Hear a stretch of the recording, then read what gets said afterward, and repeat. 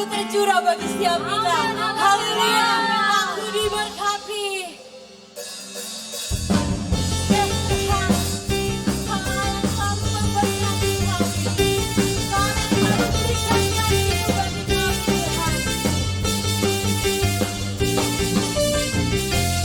Kasih setiamu nyata bagiku,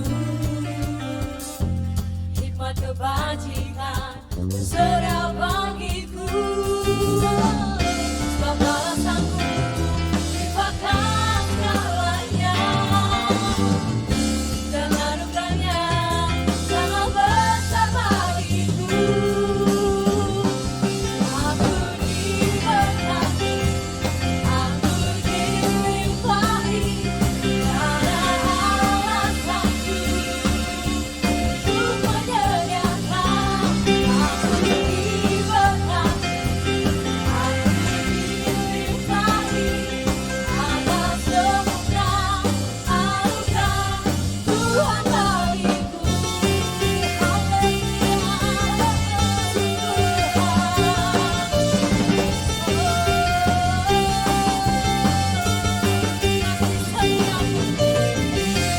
Kasih setiamu nyata bagiku, sebab hikmat dan kebajikan telah Tuhan sediakan bagi setiap kita.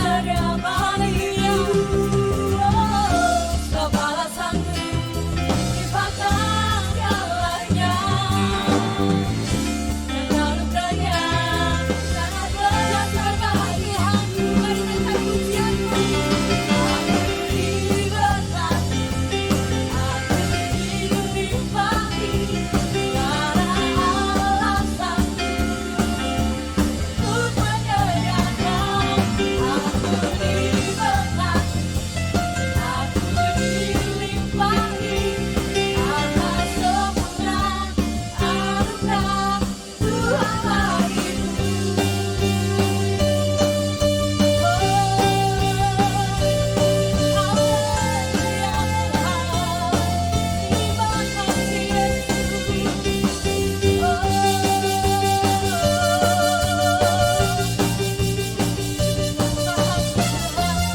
Kami percaya hanya Kau Allah yang sanggup, Tuhan. Sebab balasanku limpahkan segalanya, dan anugerahnya sangat besar bagiku.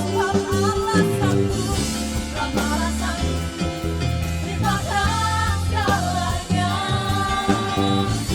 dan anugerahnya sangat besar bagiku.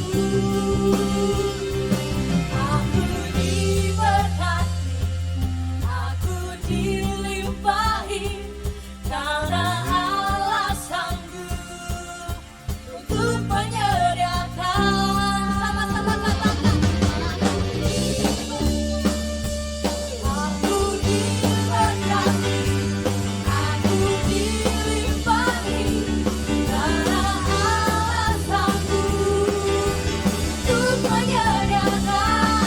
Aku diberkati, aku dilimpahi, atas semua anugerah Tuhan bagiku. Tuhan bagiku. Tuhan bagiku. Haleluya. Haleluya. Kita percaya bahwa berkat Tuhan begitu melimpah atas hidup kita. Amin. Amin. Mari kita berikan suara-suara yang lebih dahsyat lagi buat Tuhan. Haleluya.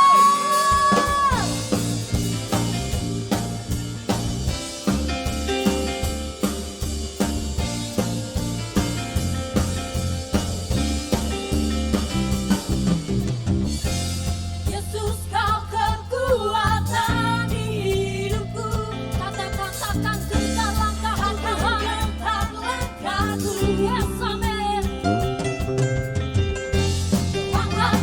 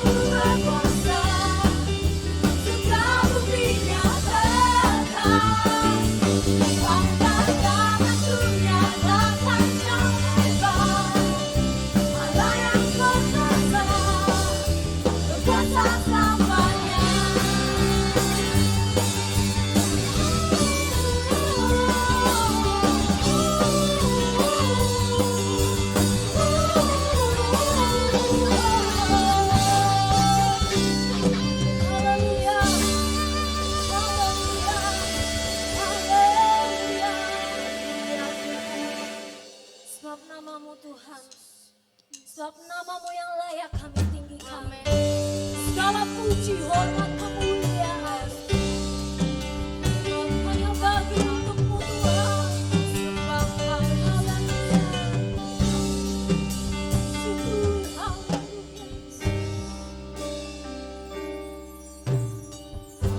Tak terukur kasih-Mu Yesus, Kau telah mati gantikan diriku.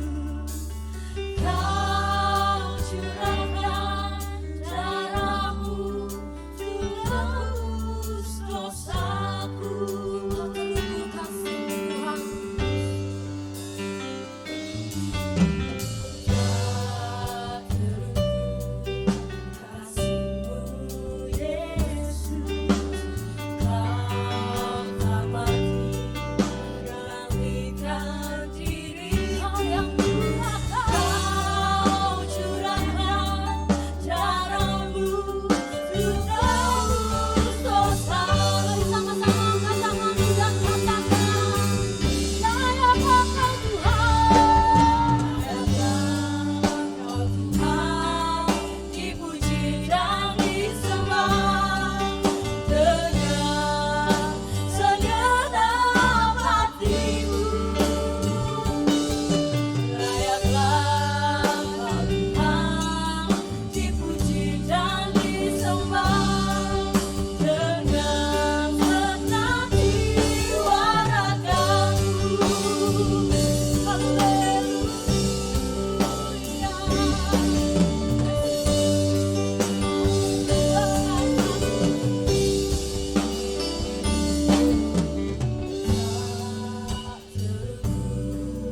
Kasih-Mu Yesus, Kau telah mati gantikan diriku. Kau yang curahkan darah-Mu untuk tebus dosaku. Layaklah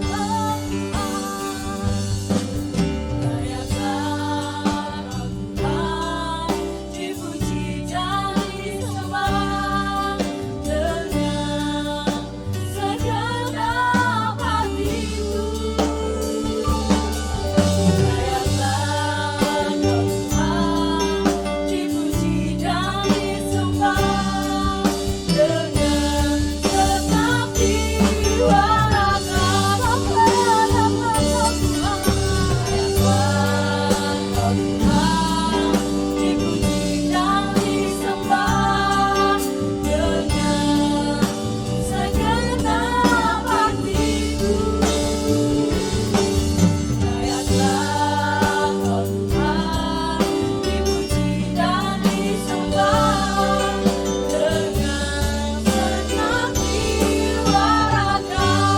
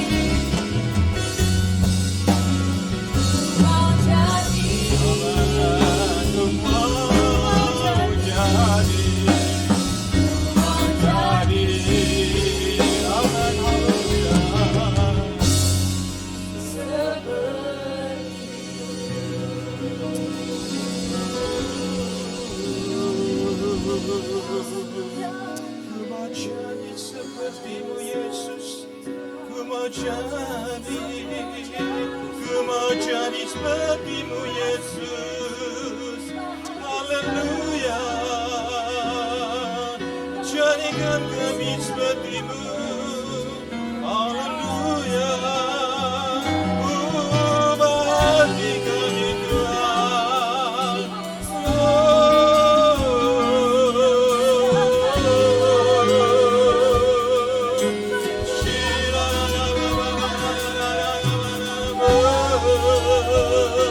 Jadikan kami pada Tuhan.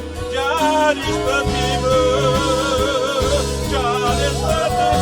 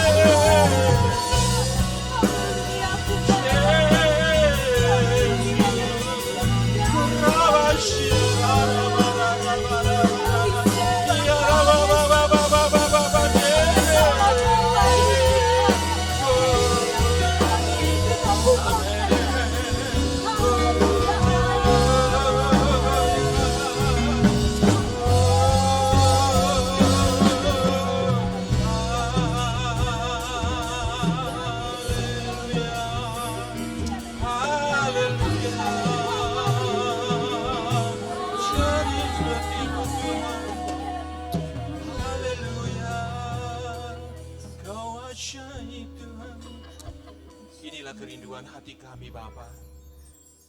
Kami mau jadi seperti-Mu ya Yesus. Kuduskan, sucikan hati pikiran kami Tuhan. Tuhan, kami mengucap syukur karena Tuhan masih memberikan kami kesempatan pada sore hari ini untuk melayani Tuhan. Biar kemuliaan hanya bagi Raja di atas segala Raja. Tuhan urapi generasi muda di tempat ini Bapa. Tuhan, pakai mereka untuk kemuliaan nama-Mu Tuhan. Tambah-tambahkan hikmat urapan-Mu atas mereka Tuhan. Supaya mereka jadi seperti-Mu, memuliakan Engkau Tuhan. Terima kasih Tuhan kalau kami boleh memuji, memuliakan dan meninggikan nama-Mu pada sore hari ini. Tiba saatnya kami boleh mendengar apa yang Tuhan mau sampaikan. Kuduskan, sucikan hamba-Mu yang menyampaikan. Di dalam nama Tuhan Yesus, Roh Kudus pimpin bagian ini. Terima kasih Tuhan, dalam nama Tuhan Yesus kami mengucap syukur. Haleluya. Amin. Salam, selamat sore anak-anak muda, para aliver dan ager. Pada kesempatan sore ini tema besar firman Tuhan adalah Arif versus Naif. Kita baca dulu ayat di dalam firman Tuhan di dalam Amsal 19 ayat yang ke-20. Amsal 19 ayat yang ke-20.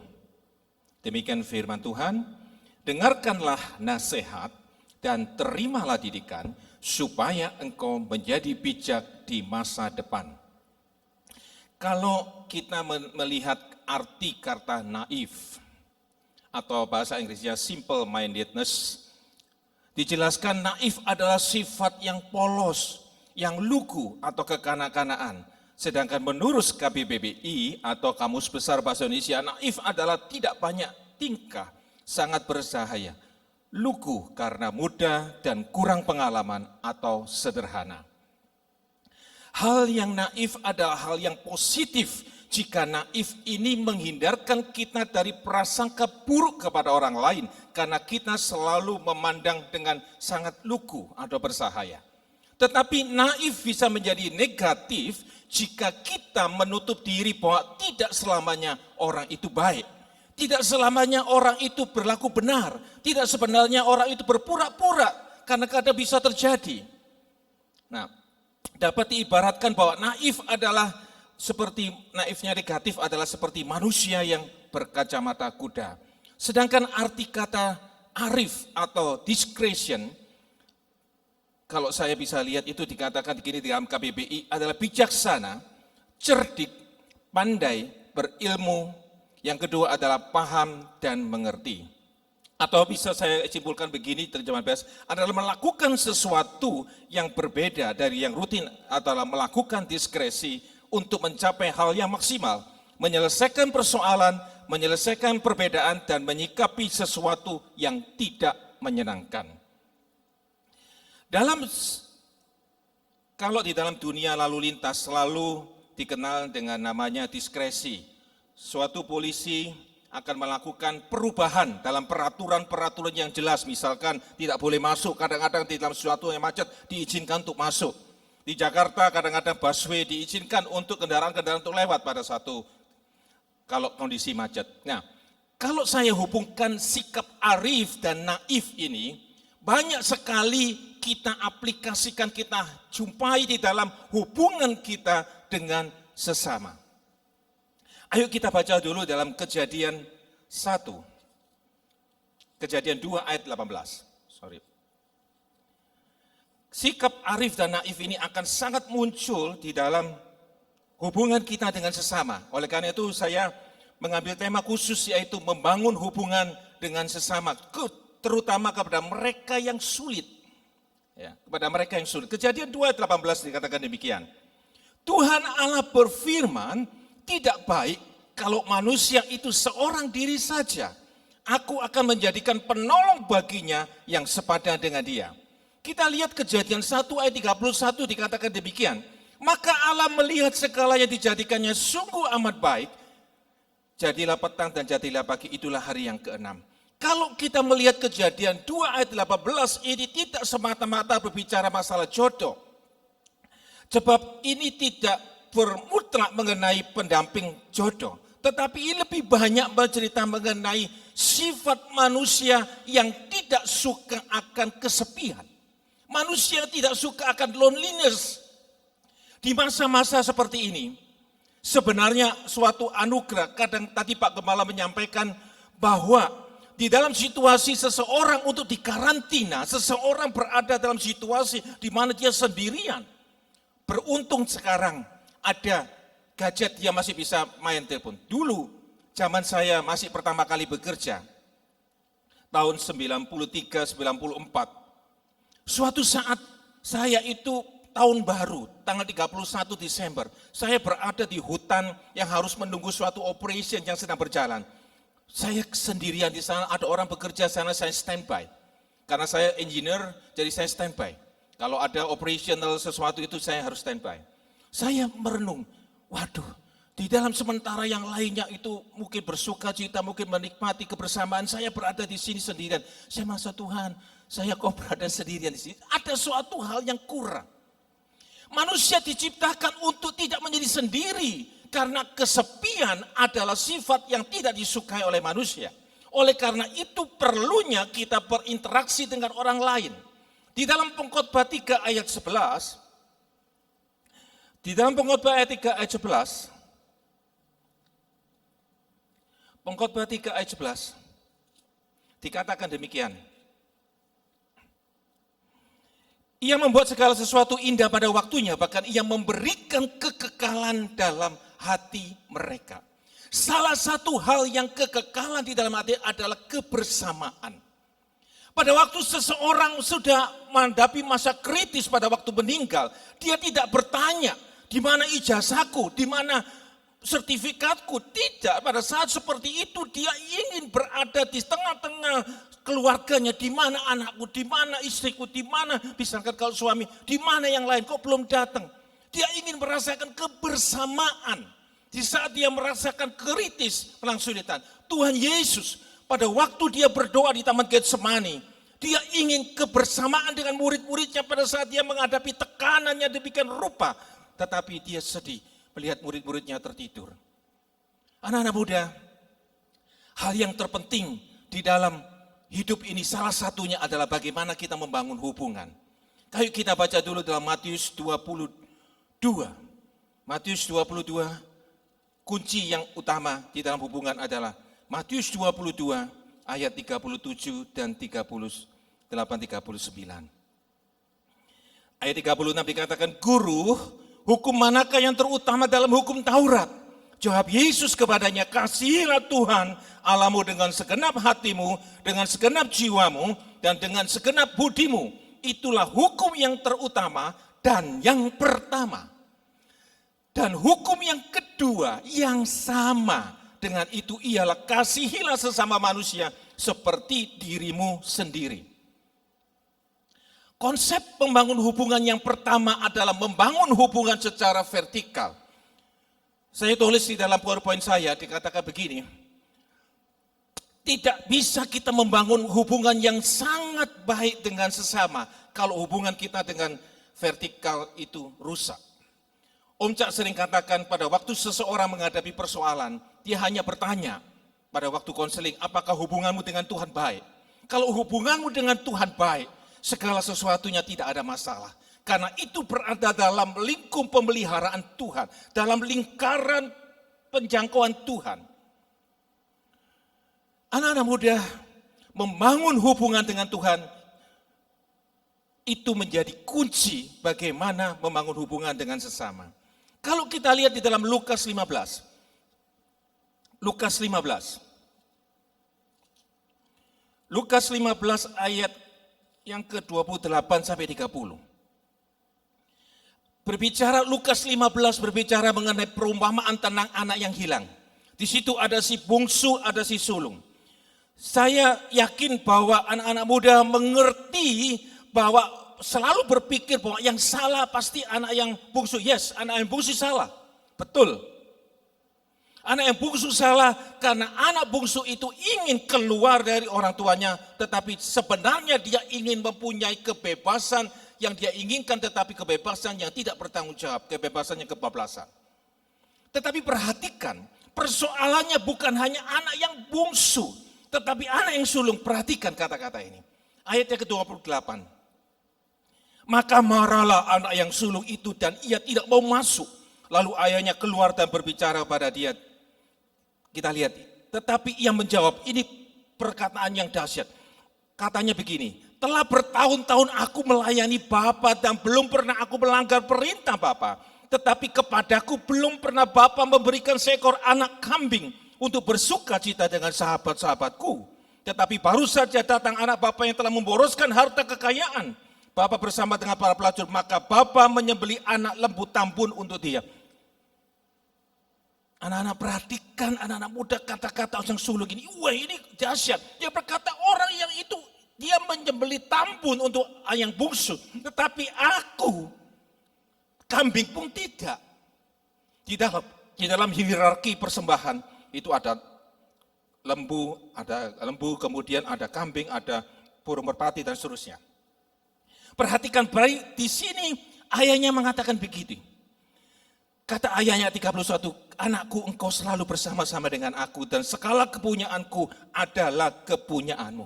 Berarti anak yang sulung ini tidak menganggap bahwa hubungan dengan Bapa, kebersamaannya dengan Bapa adalah sesuatu yang lebih kekal, lebih penting dibandingkan materi. Tetapi perhatikan kata-kata anak sulung, dia mengatakan bahwa dia menilai hubungan dengan hanya materi. Katakan kambing pun tidak kau berikan Bapa, sedangkan dia kau berikan masalah lembu. Seringkali kita menilai hubungan kita dengan Tuhan hanya dari berkat. Perhatikan, kadang kita merasa mengeluh, Tuhan kenapa orang itu Tuhan berkati, kenapa saya tidak, kenapa orang begitu begini Tuhan, dinilai dari hanya berkat. Tetapi pada kesempatan sore hari ini Tuhan mengingatkan kembali bahwa hubungan dengan Bapa itu jauh lebih penting daripada apapun. Ada suatu nyanyian diperkatakan dapat Yesus, dapat semua. Kadang kita itu tidak kurang menyadari bahwa bersama dengan Tuhan itu adalah sesuatu yang lebih luar biasa daripada yang lain. Yang kedua, yang menjadi fokus pada sore ini yaitu membangun hubungan dengan sesama. Saat kita percaya dan menjadi keluarga Allah, kita tidak hanya berhubungan dengan semua orang yang menyenangkan. tetapi juga berhubungan dengan orang-orang yang sulit. Ya, dengan orang-orang yang jahat. Semua orang diciptakan Allah, tetapi tidak semua orang merupakan keluarga Allah. Hanya orang-orang yang dilahirkan baru, itulah yang menjadi keluarga Allah. Jadi kita berada di dalam suatu dunia ini, kita tidak hidup bersama dengan orang-orang yang menyenangkan. Tidak hidup bersama dengan orang-orang yang sama-sama rohaninya begitu tidak. Tetapi kita dihidup bersama dengan orang-orang yang mungkin dengan kata Rick Warren mengatakan perlu perhatian ekstra. Orang-orang yang tidak menyenangkan, bahkan di dalam pelayanan pun ada. Orang-orang yang tidak menyenangkan. Mari kita lihat di dalam Matius 13. Matius 13. Di dalam Matius 13, tentang perumpamaan tentang lalang di antara gandum. Karena waktunya tidak saya akan baca, tetapi perhatikan. Matius 13 ayat 24. Fokusnya kita lihat ayat yang ke-13 ayat 36, dikatakan demikian.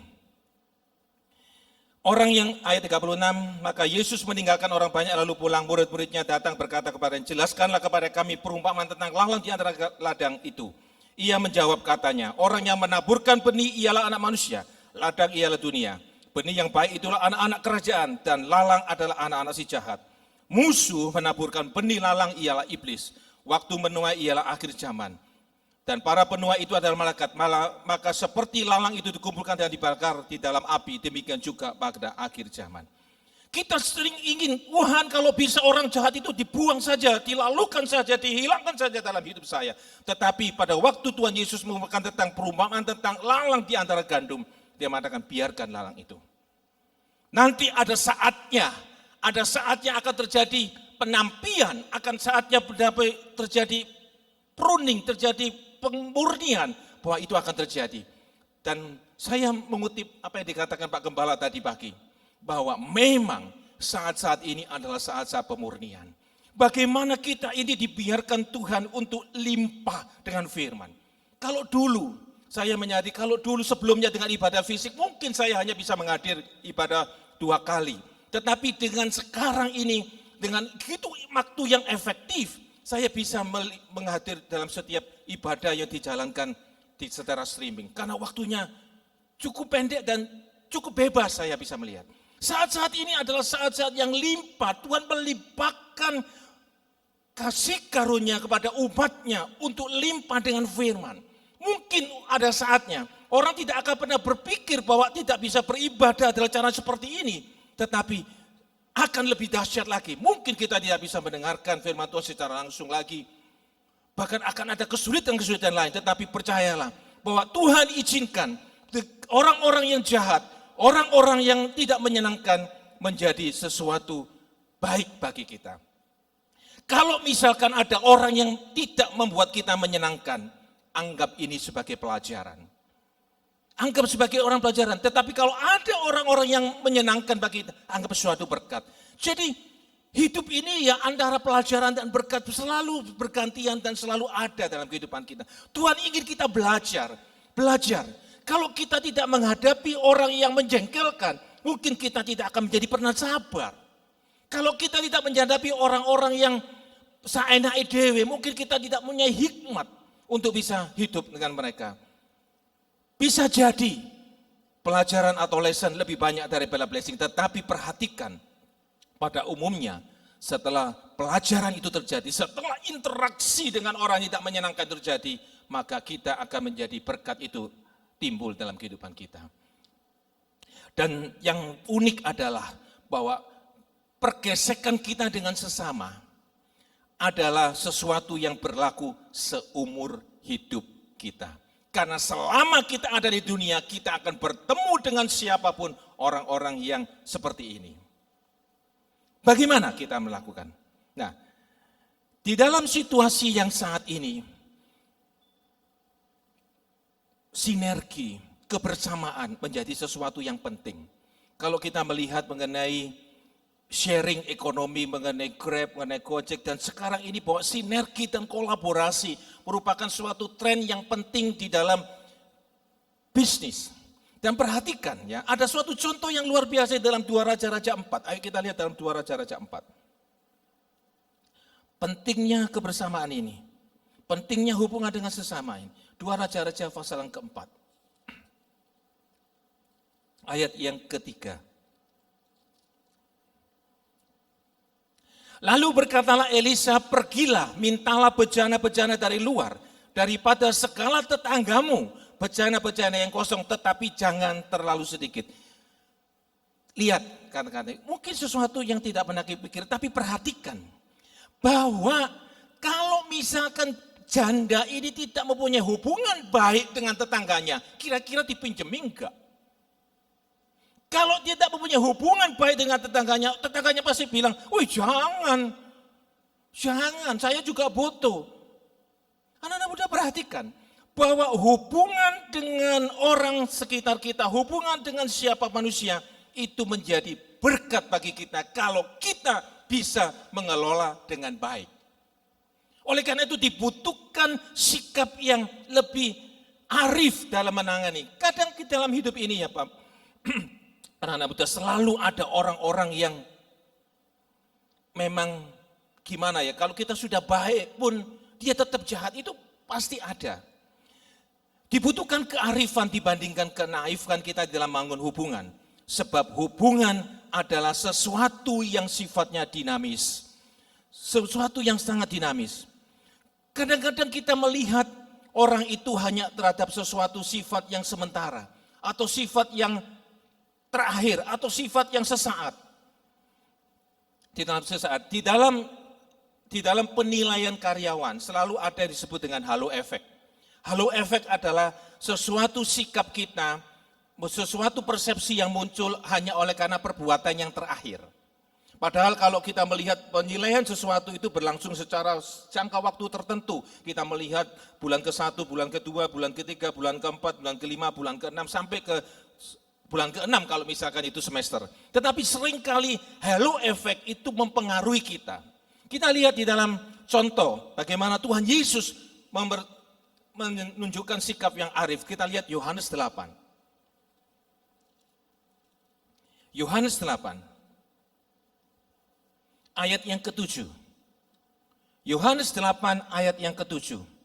Dan ketika mereka terus-menerus bertanya padanya, ia pun bangkit berdiri lalu berkata kepada mereka, barang siapa di antara kamu yang tidak berdosa, hendaklah ia yang pertama melemparkan batu kepada perempuan itu.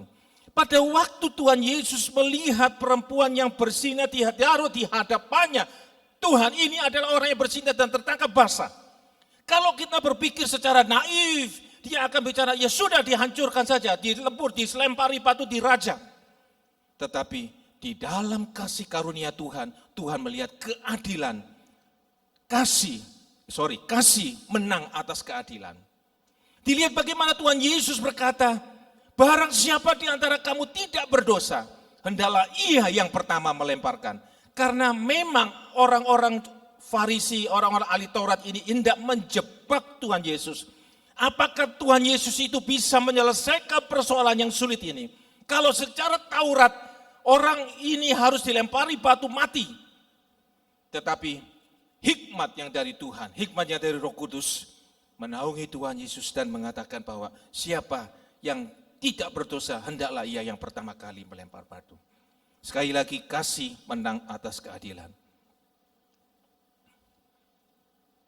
Yang berikutnya, lalu bagaimana kita menjaga relationship ini? Lalu kita lihat dalam Amsal 13.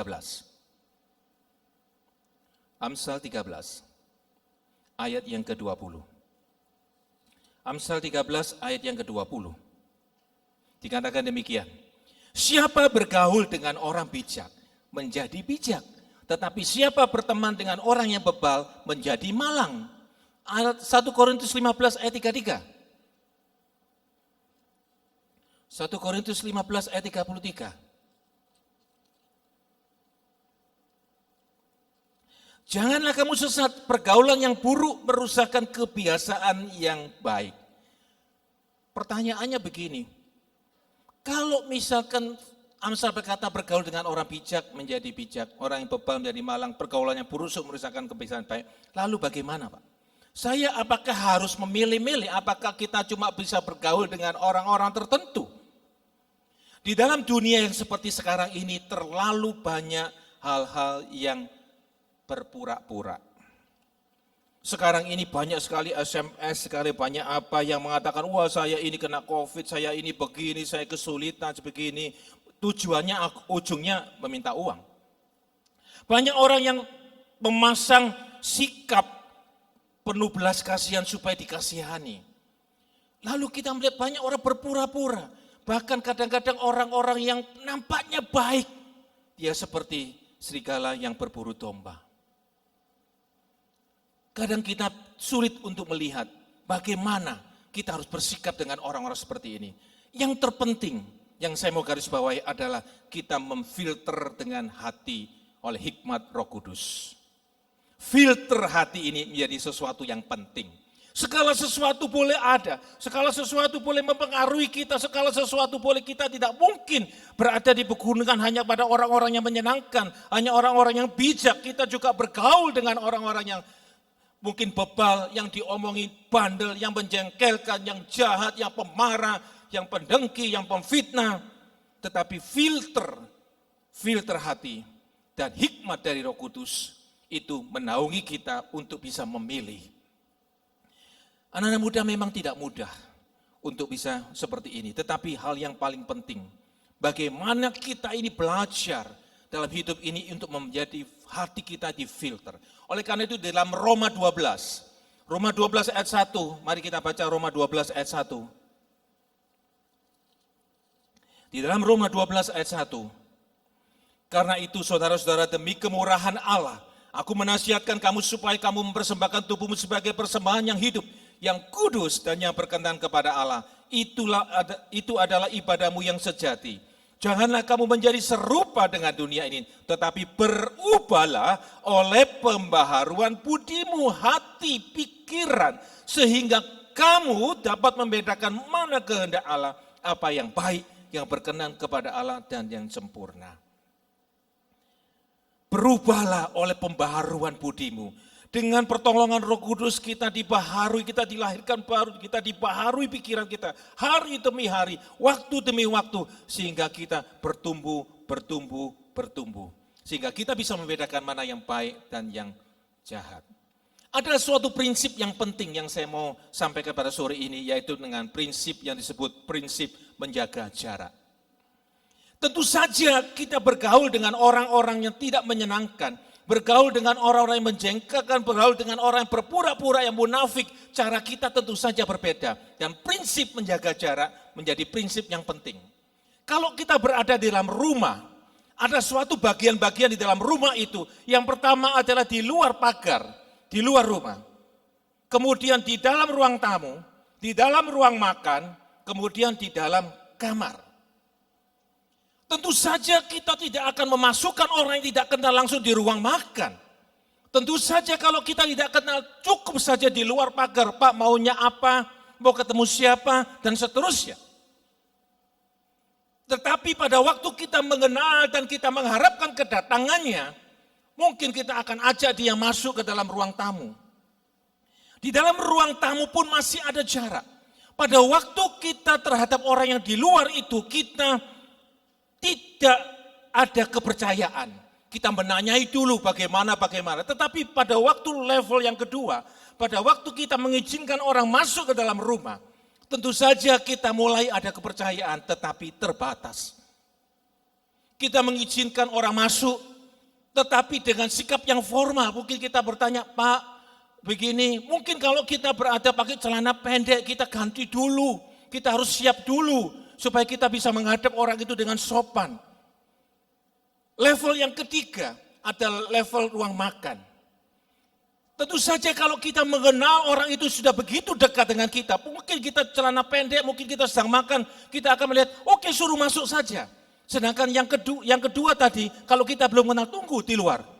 Tunggu di ruang tamu, saya selesai makan, saya akan datang. Prinsip menjaga jarak adalah prinsip yang penting bagi kita untuk bersikap arif terhadap orang-orang tertentu. Level yang keempat adalah kamar. Tentu saja meskipun kita akan dekat dengan seseorang, dengan teman kita, kita tidak akan memasukkan dia dalam kamar kita. Karena kamar adalah sesuatu yang sifatnya lebih privacy. Mungkin hanya anak-anak, mungkin hanya orang tua, atau bahkan pasangan hidup yang diizinkan masuk kamar.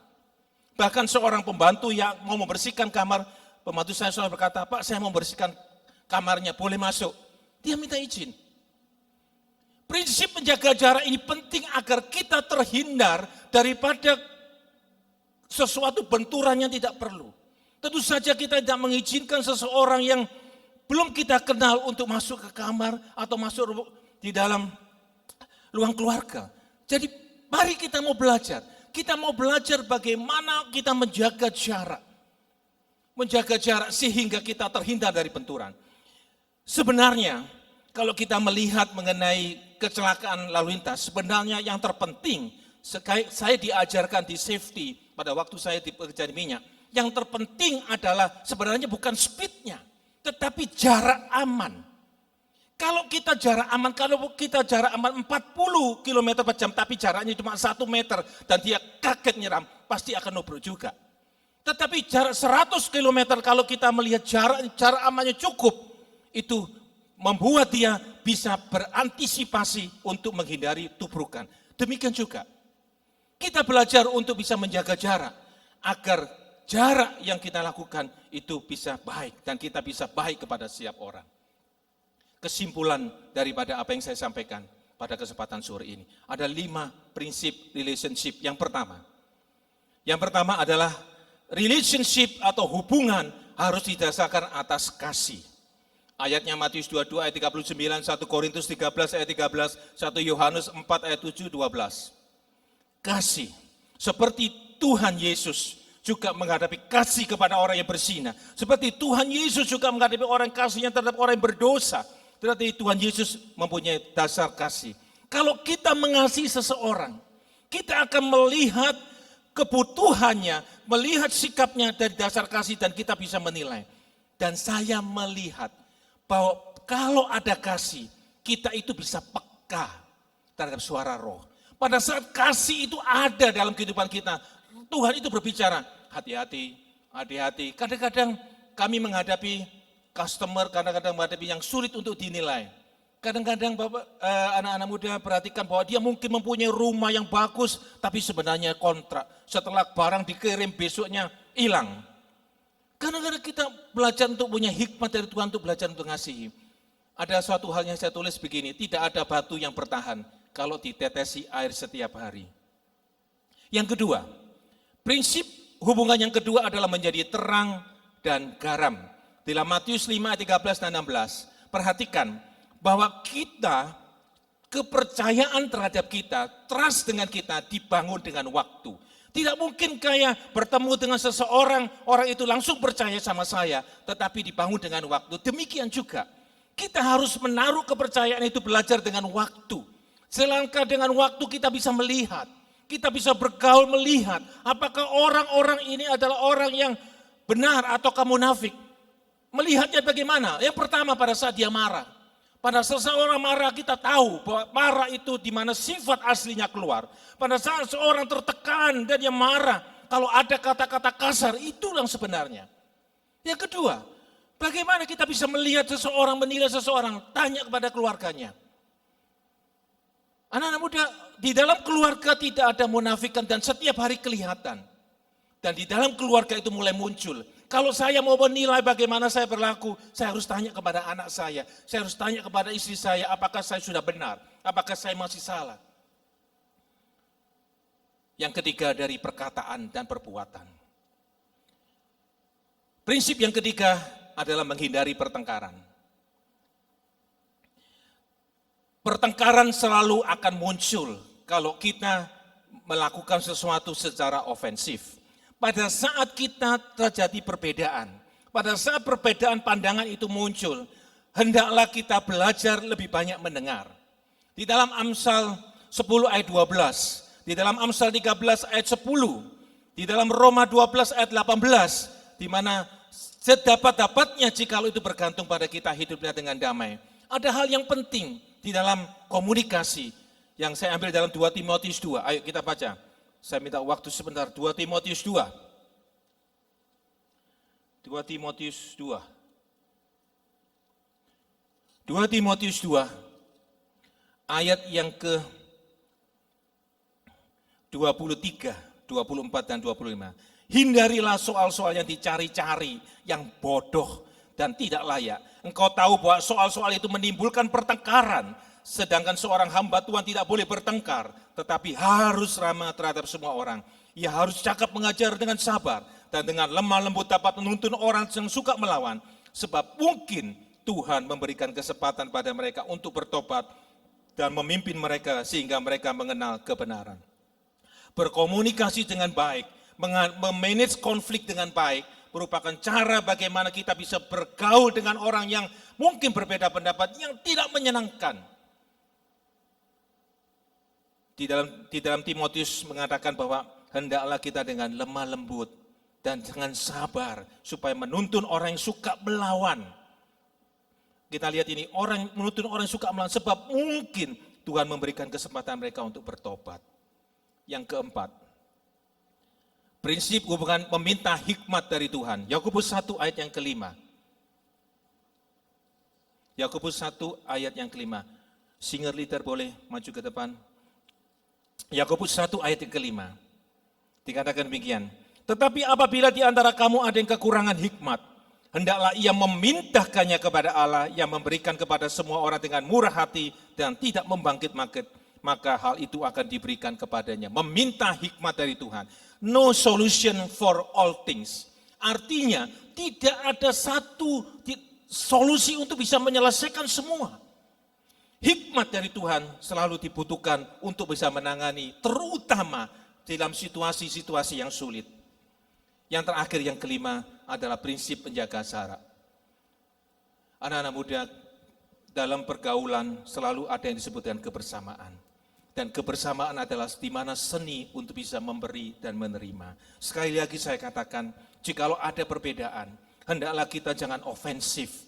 Kalau kita ofensif terhadap lawan bicara kita, maka dia akan defensif dan sehingga timbul pertengkaran. Tuhan ingin agar kita belajar untuk rendah hati, untuk bisa bergaul dengan orang-orang, untuk bersikap arif. Dan bersama dengan Tuhan kita akan memuliakan nama Tuhan. Terpujilah nama Tuhan, Tuhan memberkati. Mari kita naikkan pujian Kau Bapa yang mengasihiku. Haleluya.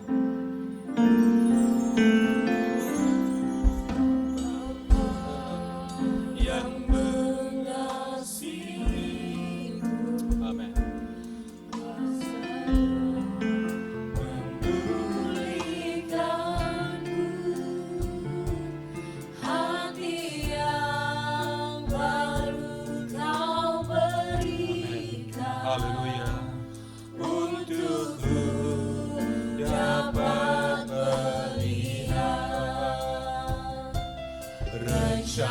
rencanamu indah bagiku, Kau ada di setiap jalanku, hatiku haus dan lapar akan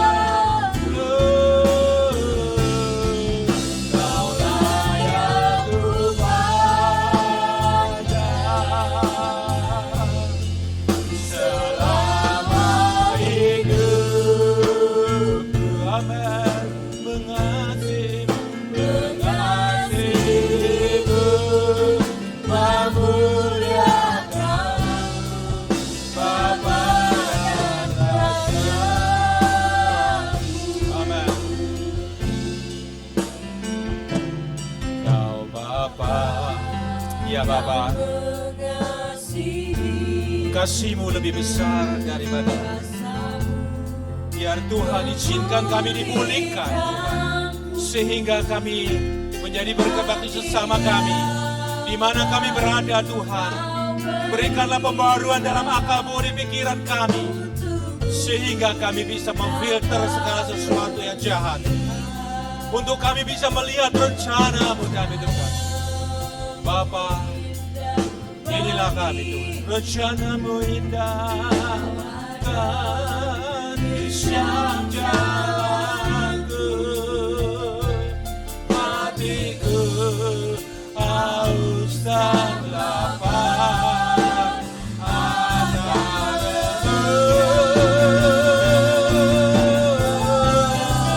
Kaulah segalanya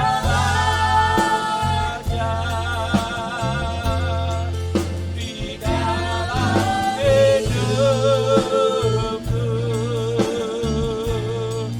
Kerajaan-Mu, kebenaran-Mu, itu bagianku.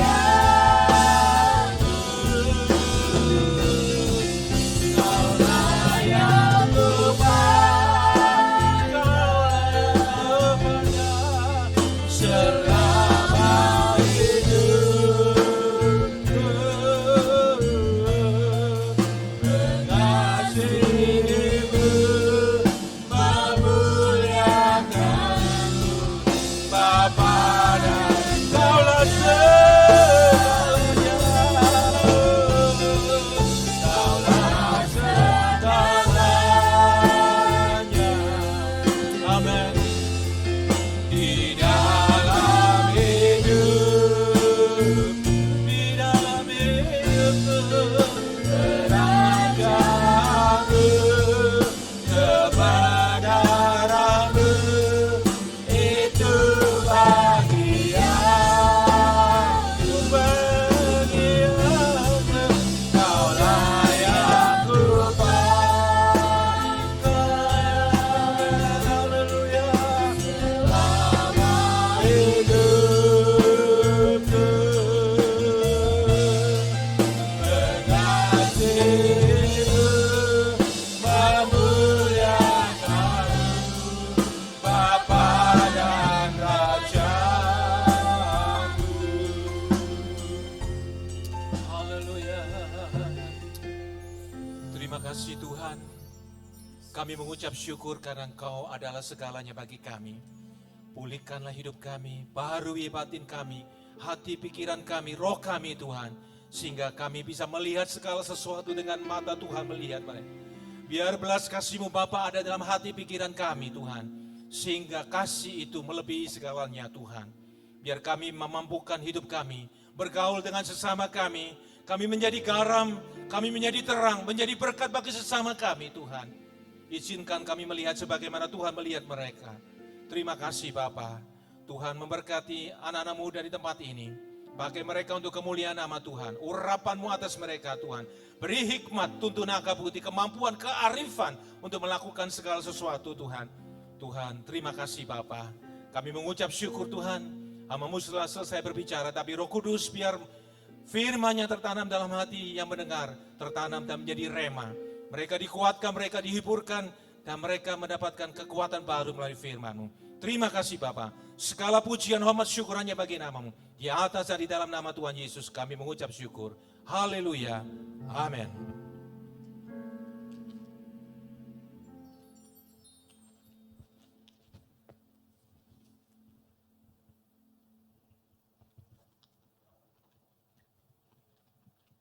Oke, selamat sore teman-teman semuanya. Shalom.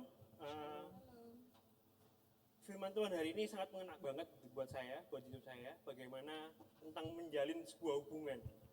Tuhan menciptakan manusia pertama kali, Adam dan Hawa, nggak cuma untuk melakukan pekerjaannya, nggak cuma untuk melakukan kehendaknya, tapi Tuhan mau berhubungan dengan Adam dan Hawa. Itu pun terjadi pada kita pada hari ini. Tuhan menciptakan kita nggak cuma untuk melakukan pekerjaannya. Tuhan menciptakan kita nggak cuma untuk melakukan kehendaknya, tapi Tuhan menciptakan kita agar kita berhubungan dengannya.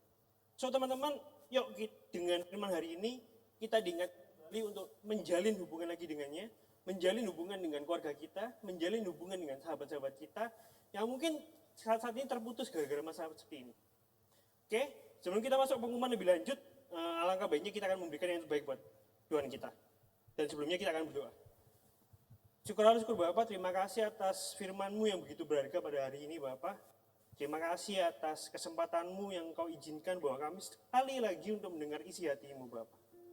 Bapak, itu bukan karena keluarga kami, itu bukan karena kami masih muda, itu bukan karena kami masih kuat Tuhan, tapi itu semua karena kasih-Mu Tuhan. Sebelum Engkau menciptakan kami, Engkau begitu mengasihi kami sampai hari ini Bapak. Dan Bapak ajari kami untuk mengasihi Engkau setiap harinya, setiap jamnya, setiap menitnya, bahkan setiap detiknya. Ajari kami untuk selalu mengasihi-Mu Bapak. Engkau terlebih dahulu mengasihi kami Pak. Dan Tuhan, kami juga berdoa untuk pastor kami, Ko Yudi Bapak.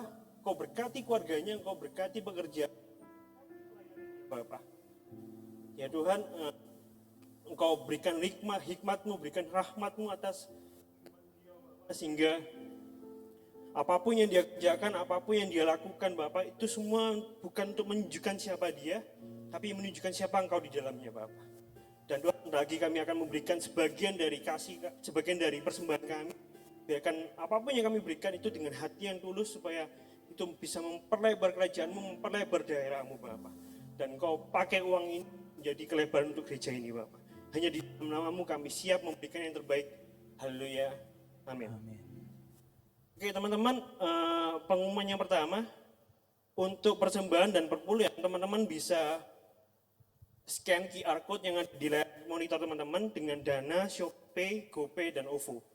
Atau teman-teman bisa transfer ke rekening BCA kami di atas nama Gesia Ebenezer.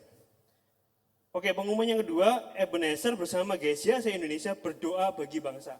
Dan acara ini lebih spesial karena kita kan ada bintang tamu dengan Pendeta Budi Setiawan. Beliau adalah Ketua Umum BPP Gesia di Indonesia.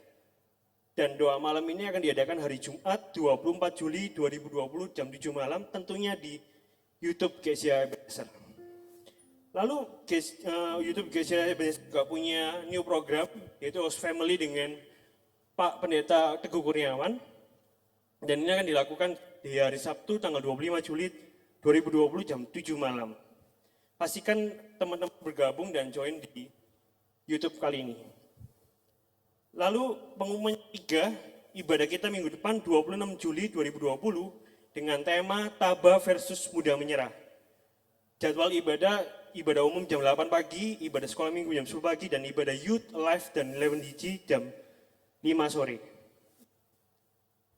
Dan pengumuman selanjutnya, di hari Selasa, Live akan mengadakan Pray and Worship Live on Instagram dengan tema Dasar yang Kokoh. Dan pembicaranya juga sama dengan doa malam, yaitu Pendeta Budi Utomo, hari Selasa jam 7 malam. Lalu pengumuman selanjutnya, Live dan 11DG bersama-sama akan mengadakan Leaders Meeting live via Zoom dengan tema Soul of How to Build a Solid HF di hari Senin tanggal 27 Juli jam 7 malam. Teman-teman yang ingin ikutan bisa menghubungi kontak person Pak Posma.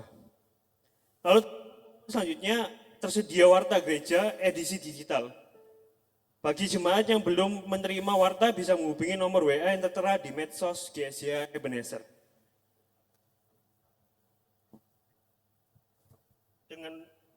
Dengan WhatsApp yang tertera di layar monitor saudara-saudara sekalian. Lalu pengumuman selanjutnya, Depsos atau Bakti Sosial.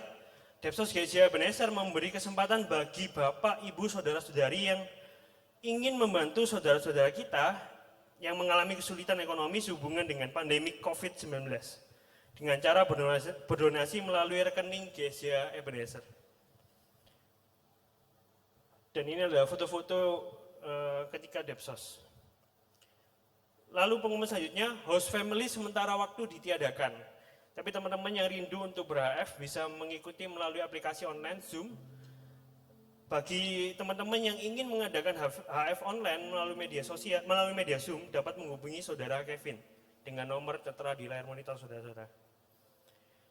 Kemudian semua kegiatan Departemen Sosial mulai dari aerobik, bimbel, konsultasi kesehatan, dan konsultasi hukum untuk sementara waktu ditiadakan. Dan info diakonia, baik penyerahan anak, baptisan air, Dan pernikahan, teman-teman bisa menghubungi kontak person di layar teman-teman. Dan pengumuman selanjutnya, GSI Ebenezer memiliki sosial media. Ingin tahu bagaimana kegiatan GSI Ebenezer dan satelit-satelitnya, teman-teman bisa mengikuti atau follow akun-akun media sosial berikut ini, mulai dari YouTube, website, Facebook, Instagram, WhatsApp, dan Twitter. Dan pengumuman selanjutnya, tetap kita dari GSI mensarankan untuk stay at home, menjaga jarak atau physical distancing, rajin mencuci tangan, menggunakan masker atau face shield ketika keluar rumah. Dan untuk yang terakhir kalinya ada pengumuman untuk video podcast. Mari kita saksikan bersama.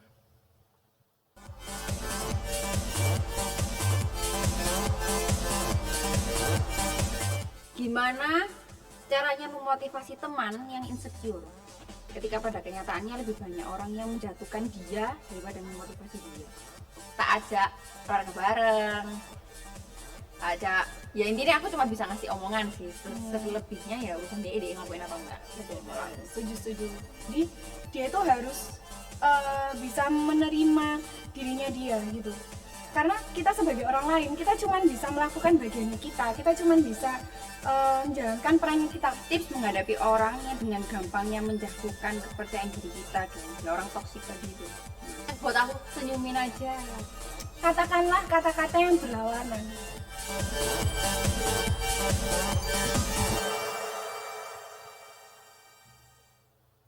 Haleluya, Tuhan baik bagi kita dan kita akan menutup ibadah live streaming kita sore hari ini. Saya jemput semuanya buat rekan-rekan kaum muda yang terkasih yang masih dengan setia mengikuti ibadah kita sore hari ini. Mari kita bangkit berdiri, mari kita satu dalam doa. Bapa, kami mengucap syukur buat pesan firman Tuhan yang begitu berbicara kuat bagi kami Tuhan. Tuhan tolong Bapa, kami sebagai anak-anak mudamu di gereja ini yang kami sedang bergumul akan hubungan-hubungan dalam hidup kami, baik kami dengan kekasih kami atau pacar kami, baik kami dengan orang tua kami, baik kami juga dengan atasan kami di dalam lingkungan pekerjaan kami, bahkan kami dengan para pemimpin-pemimpin rohani kami di gereja atau tempat pelayanan yang Tuhan percayakan bagi kami. Biar Tuhan mengikat kami dengan damai sejahtera-Mu Tuhan. Kami percaya Tuhan, ketika kami setia kepada Tuhan, ketika kami terus membangun hubungan dengan Tuhan, maka Tuhan akan mendatangkan keberhasilan, Tuhan akan mendatangkan damai sejahtera, dan setiap hubungan-hubungan yang kami jalankan, kami percaya Tuhan yang memberikan perkara-perkara yang besar dan ajaib bagi kami. Terima kasih Tuhan, terima kasih. Jikalau ada sidang jemaat-Mu yang hari-hari sedang bergumul akan hal ini, Tuhan tolong, biar mereka mengalami damai sejahtera sebagaimana Yesus telah mencurahkan damai sejahtera bagi kami. Terima kasih Tuhan, terima kasih. Rekan-rekan kaum muda dikasih Tuhan, angkatlah tangan-Mu dan terimalah berkat Tuhan sebelum kita akan mengakhiri ibadah sore hari ini. Firman Tuhan memberkati kita, Tuhan memberkati dan melindungi engkau. Tuhan menyinari engkau dengan wajah-Nya dan memberi engkau kasih karunia. Tuhan menghadapkan wajah-Nya kepadamu dan memberi engkau damai sejahtera. Di dalam nama Allah Bapa, Putra dan Roh Kudus kami percaya berkat Allah menyertai kami sepanjang sisa hari ini, sepanjang minggu ini, dan sampai Maranatha, Yesus datang yang kali kedua. Mari kita semua yang percaya sama-sama mengatakan, amin. Sampai jumpa di dalam ibadah live streaming berikutnya. Dengan pertolongan Tuhan kita akan melalui sepanjang minggu ini dan sampai minggu depan di dalam keberkatan dan pemeliharaan Tuhan. Tuhan Yesus memberkati. Haleluya.